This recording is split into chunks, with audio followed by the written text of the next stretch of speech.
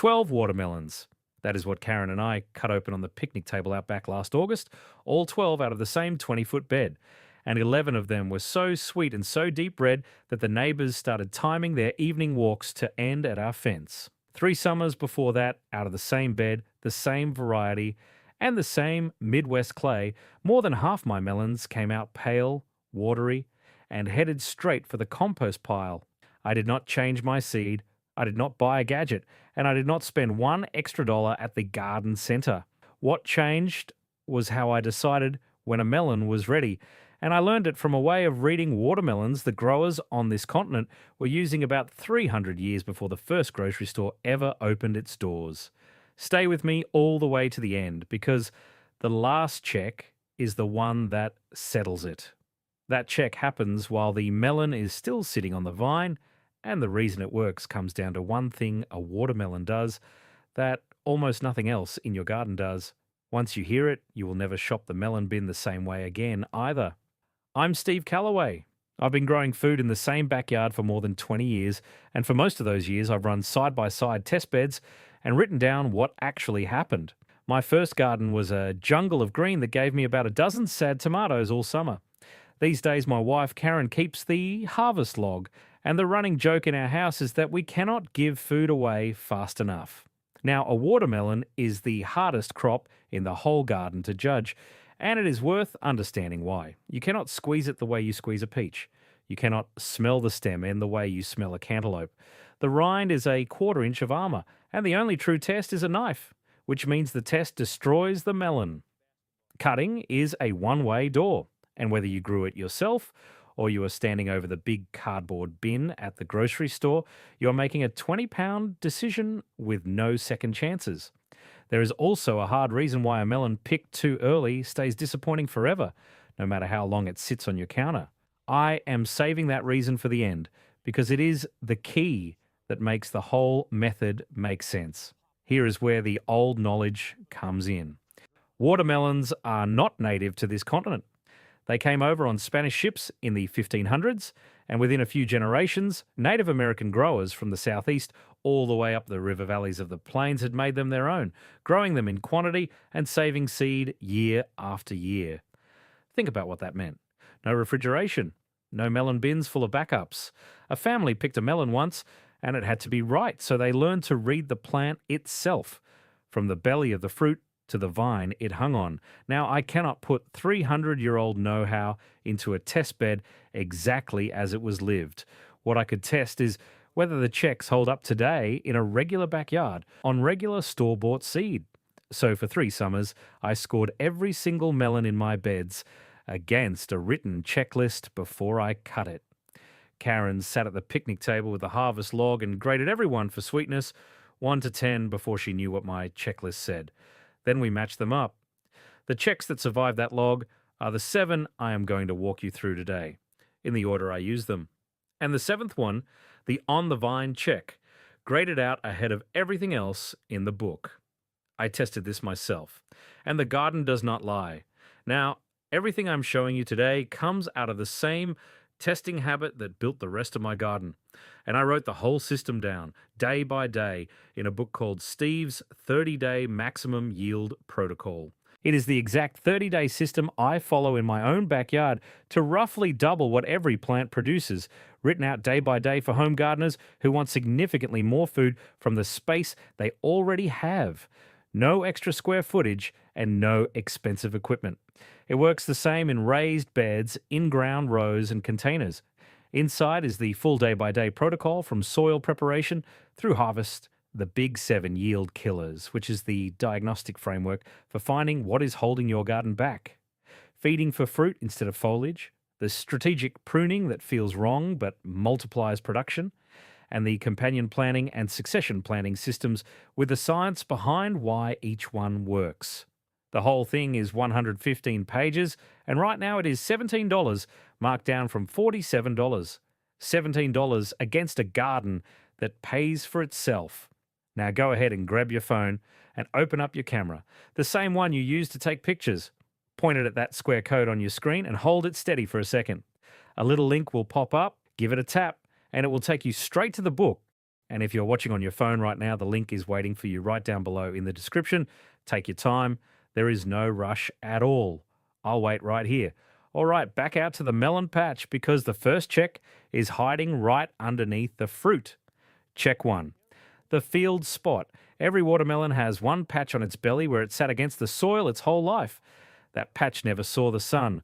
On a ripe melon, that spot is a rich buttery yellow, sometimes almost orange, like the color of good cornbread.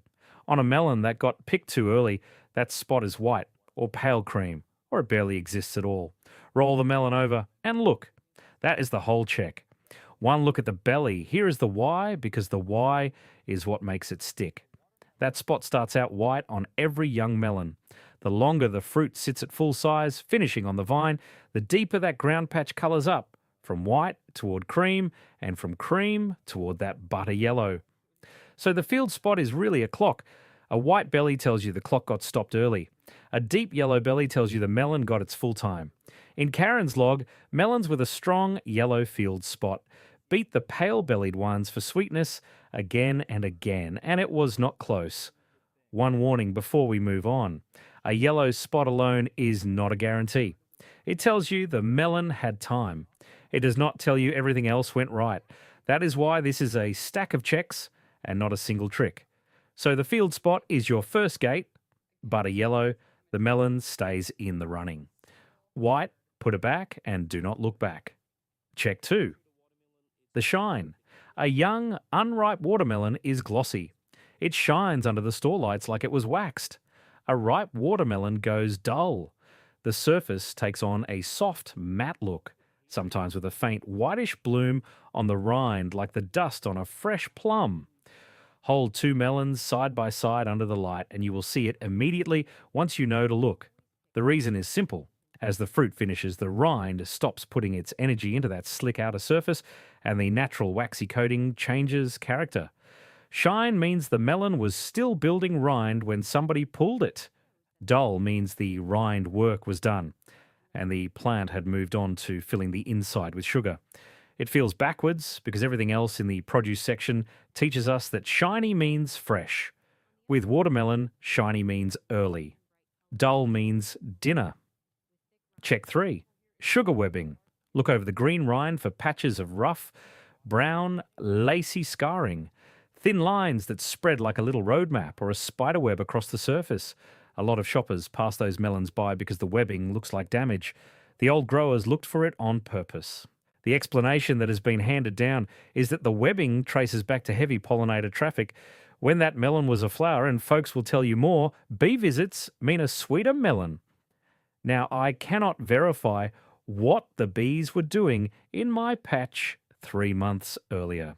What I can tell you is what the harvest log says. Across 3 summers, the melons with real webbing and brown sugar spots graded sweeter more often than the clean, picture-perfect ones. Not every single time, but often enough that webbing moved a melon up my list every time. The prettiest melon in the bin is very often not the best one, and that little piece of knowledge alone will change how you shop. Check 4. Heavy for its size. This one you do with your hands, and it is easiest right there in the store. Find 2 melons that are about the same size, pick up one, then the other. Take your time. There is no rush. One of them will almost always feel noticeably heavier than it looks like it should. That is your melon. The why is water and sugar. A watermelon is better than 9/10 water by weight, and a fruit that finished properly on the vine is packed full, dense all the way through. A melon that got pulled early or that had a rough, dry finish has less in the tank, and your hands can feel the difference even when your eyes cannot. Same size, different weight, completely different result. And a quick recap before the next one, because we have a stack going now. Belly butter yellow, rind dull, not shiny, webbing welcome. And heavy for its size. 4 checks, and you have not thumped a single thing yet. And keep holding that question from the start about why an early picked melon never comes around on the counter. We are getting closer to it, and once you hear it, you will understand why these first checks matter so much at the store. Check 5. The sound test. The one your grandfather probably did, and the one almost everybody does wrong. This is the oldest check in the book, knocking on the melon and listening. But there is a right way to do it. Hold the melon up off the pile or rest it on the fingertips of one hand so the whole fruit can vibrate freely. A melon lying flat in the bin cannot ring properly, and that is where the test goes wrong for folks. Then wrap it firmly with your knuckles, right in the middle, the same way you would knock on a door. Now listen, because there are three sounds a watermelon can make. A ripe melon gives you a deep, hollow thump. It sounds like knocking on a door with a big open room behind it, and you can feel a little vibration come back into your other hand. That is the sound you want. An underripe melon gives you a higher, tighter knock, more like rapping on a solid wall, dense and closed up. And an overripe melon, one that is going soft and mealy inside, gives you a dull, dead thud with no ring to it at all, like knocking on a full water jug. Deep, hollow thump, ripe. High, tight knock, early, flat, dead thud, too far gone. Say those three to yourself in the store and knock a few melons back to back, because the differences teach themselves in about a minute. The best part of the sound test is that it hears what your eyes cannot see. The flesh inside a ripe melon has developed that crisp, open texture, and sound travels through it differently than through the dense flesh of a green one. Your ears are doing the knife's job without the knife. Check 6. The stem and the button. This one is for the store, and it takes 2 seconds. Some melons still have a bit of stem attached, and some just have the little button scar where the stem was. If there is a stem, look at its colour. Brown, dry, and shriveled means the melon finished on the vine before it came off. Green and juicy means somebody cut it off a living vine early before the plant was done with it, and no amount of time in the bin will fix that. If there is only the button, you want it dry and slightly sunken, not green and fresh looking. It is a small clue, but in my log it lined up with the field spot almost every time, and when 2 independent checks agree, you can trust them. Check 7, and now we are back home in the garden because this one starts the day the melon is born. Count your days from the flower. The day you see a baby melon set behind a faded bloom, mark it. I clip a wooden clothespin on the vine right at that spot with a date penciled on it. Most home watermelon varieties need 35 to 45 days from that day to full ripeness. That is 35 days for the small icebox types and up to 45 days for the big 20-pounders, and your seed packet will tell you where your variety falls. That count will not tell you the exact day to pick.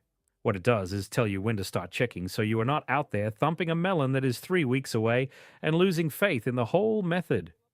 The calendar narrows the window. The plant itself calls the shot.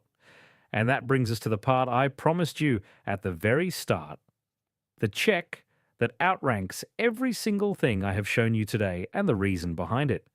Go out to your melon and find the spot where its stem meets the main vine. Right there at that same joint, the plant grows a little curly tendril, a green pigtail of a thing, the kind that grabs onto fences. Every melon has one stationed at its own joint. That tendril is the check. While that pigtail is green and springy, the melon is not ready, no matter what the calendar says.